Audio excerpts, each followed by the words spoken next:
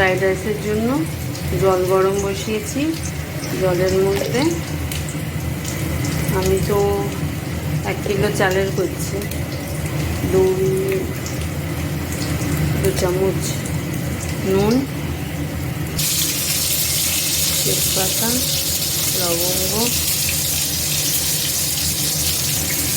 দারচিনি।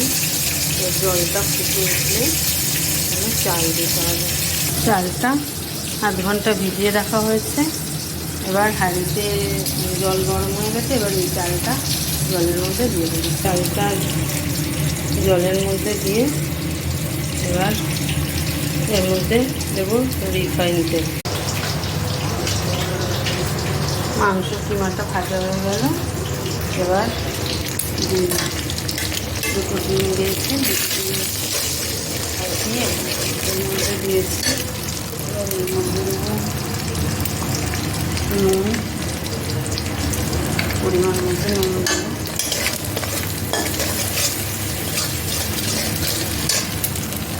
গোলমরিচের গুঁড়ো, 1 চামচ গোলমরিচের গুঁড়ো।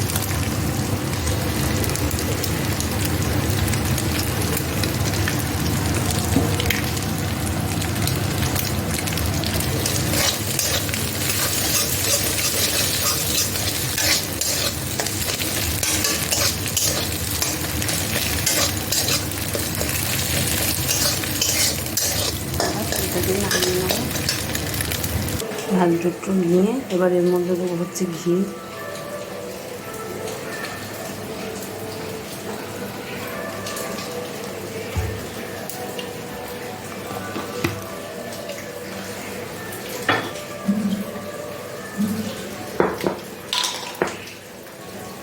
গোলমরিচের গুঁড়ো,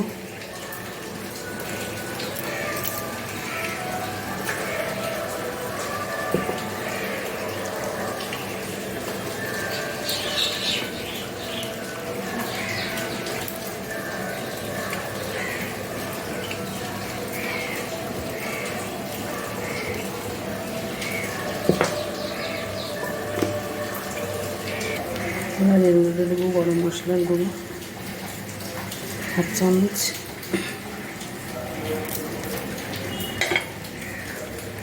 ডার্ক সস,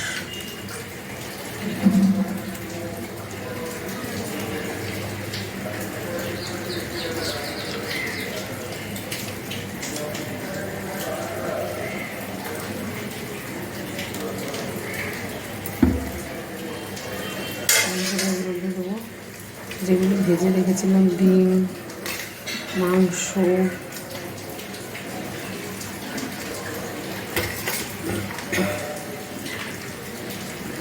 গাজর, লাল, হলুদ ক্যাপসিকাম, সবুজ ক্যাপসিকাম, ফুলকপি,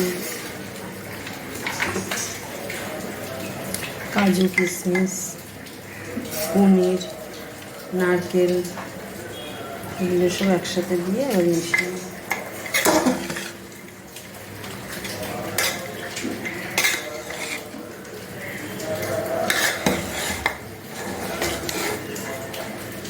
এইভাবে যদি একবার বাড়িতে বানিয়ে খান আর দোকানে যেতে লাগবে না, বাড়িতেই খেতে চাবে না। আমাদের বাড়ির বাচ্চারাও দোকানে গিয়ে অন্তত মিক্সড ফ্রাইড রাইসটা খায় না, ওটা বাড়িতেই বানিয়ে দিতে হয় তাদের।